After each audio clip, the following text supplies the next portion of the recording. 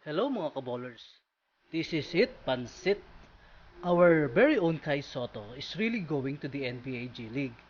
This was after the league sent to Soto his first G League gears. This includes an NBA G League shirt, a ball cap, and a Tumi bag. But what's heartwarming was the accompanying video message by G League president former NBA All-Star Sharif Abdur-Rahim. Hello, Kai. It's Sharif. I want to start by first congratulating you on everything that you've accomplished so far. Being one of the top-rated players in this year's class, the best young player from Asia. We're so excited to have you with the Pro Path team, with the G League. We want to welcome you to the NBA family. We're excited to tip your first season off. So take care. We'll see you soon and stay safe. After this, the possibility of Kai landing in the NBA became even brighter. Lately, the Bleacher Report listed the top 15 G League players that has the potential to make it to the NBA all the way. Some are rookies while others have already had a taste of the NBA but did not have their breaks. So let's talk about that here at Professor Bowler TV.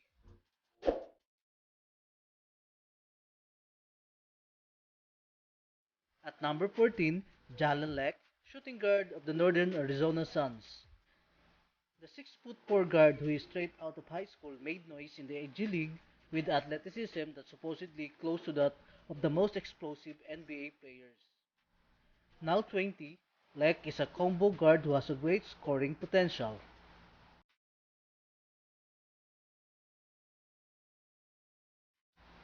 At number 13, Donta Hall, center of the Grand Rapids Drive.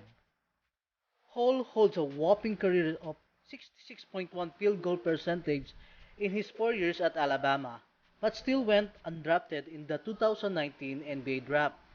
Hall is a bit undersized for his 6'9" height, but he is powerful and an explosive center that is said will continue to be effective at scoring in the NBA paint. At number 12, Ignas Brasdekis, small forward of the Westchester Knicks. Brasdekis was actually a 2019 second round pick of the New York Knicks but didn't have the minutes and spent the year with the G League where he averaged 20.9 points per game. He figures to receive more time next season with the New York Knicks who signed him to a multi-year contract. At number 11, power forward Bol Bol of the Windy City Bulls. The 7'2" Bol Bol, the son of legendary Manute Bol, failed in his first try in the NBA. This is mainly to his frail frame, despite him being gifted offensively. Right now, Bol Bol is playing with the Denver Nuggets and listed as a guard in his first try in the NBA.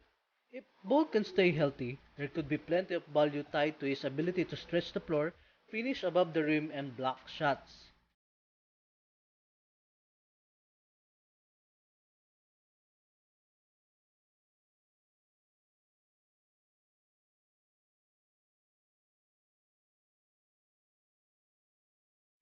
At number 10, Cyrus Smith, shooting guard of the Delaware Bluecoats. A foot injury and other health issues set Smith's developmental timetable back a year. Smith is just 21 and has a 37.7% shooting from the three-point line. The 6'3" Smith is explosive, athletic, and knows how to play defense. At number 9, Asaya Todd, power forward of the G League Select. Todd is one of the 5 select players coming from high school. Todd has a solid 6'10" size and very fluid for his size.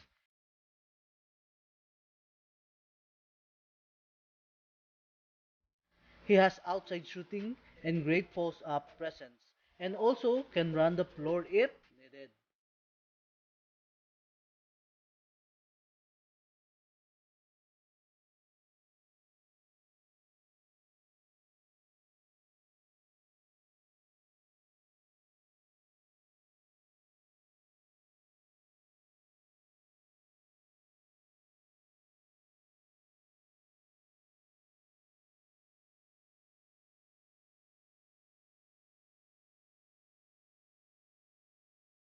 At number 8, Alan Smilagic, power forward of the Santa Cruz Warriors. Ismaila Ditch is only 19 but he may well have a spot already with the Golden State Warriors. The 6'10" Serbian doesn't have just shooting but is very versatile and with good motor. He can shoot threes, can make isolation plays and post up. Oh, and he also got a very high basketball IQ. At number 7, Luka Samanic, power forward of the Austin Spurs. Another 6'10" European, Samanic spent most of his rookie year in the G League. With his potential, the San Antonio Spurs took him number 19 overall last summer but spent his year with the Austin Spurs to make him even ready at the NBA level. At number 6, Keldon Johnson, shooting guard of the Austin Spurs. The 6'5" Johnson was drafted by the San Antonio Spurs in the first round of the 2019 draft but was set aside to the G League with an abundance of prize shooting guards in the roster. At 20 years old, he is athletic, with slashing skills, a great finisher inside, making a good contention in the Spurs roster in the coming NBA season. At number 5, Nyondu Cabegale, center of the Agua Caliente Clippers. Another undersized center at 6'9", Cabegale was snatched by the Los Angeles Clippers in the 2019 NBA draft but did not suit up because of a loaded lineup. In the G League, he flourished as a shooting big man, burying 53 threes aside from his post-up moves.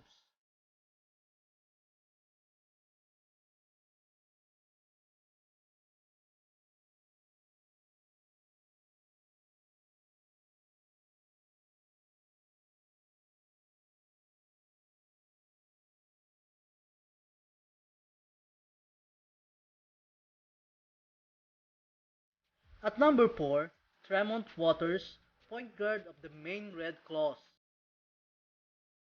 The 51st pick of the 2019 draft by the Boston Celtics, Tremont Waters went on to the G League and win the G League Rookie of the Year. But at only 5'10", teams shied away from him even with his quickness and skill to create, make plays and make those jumpers accurately.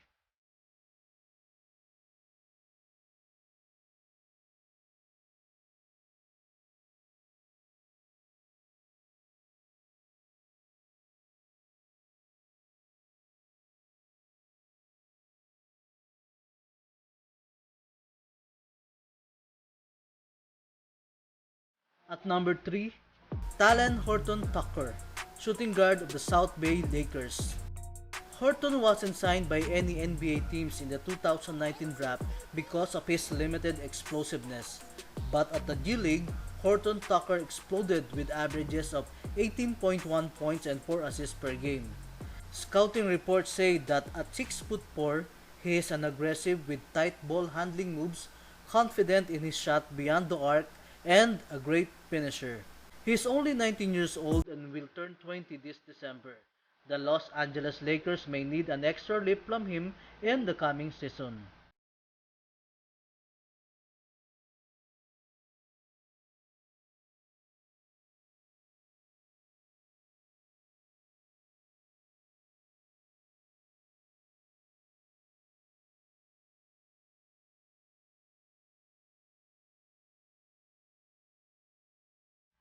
At number 2, Dacian Knicks, point guard of the G League Select. Knicks is 6'5" and only 18 years old, and is destined for NBA stardom with his IQ, athleticism, and scoring. He is one of the G League Select players and although very young, he has shown calmness and maturity beyond his years. Playing against older players in the G League will show if Knicks is ready for the NBA.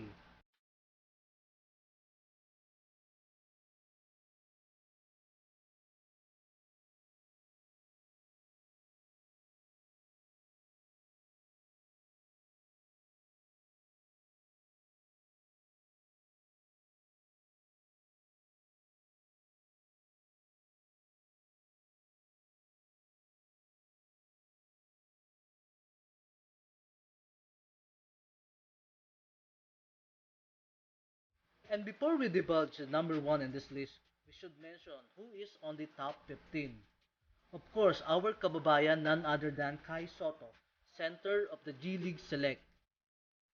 Kai Sotto is considered as the best homegrown Filipino that can play in the NBA with his 7'2" gift and improved skills.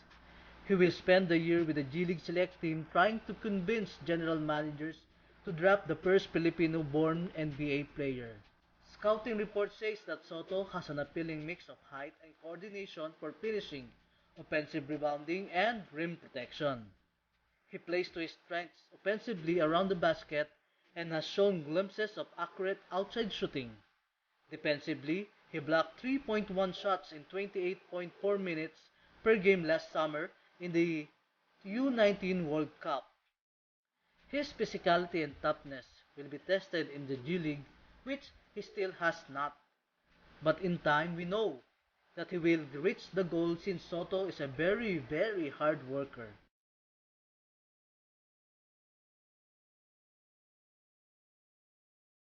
And at number 1, we got Jalen Green, shooting guard of the G League Select. The 6'5" Green is a potential top 3 pick in the 2021 draft. He was the first to accept the G League's offer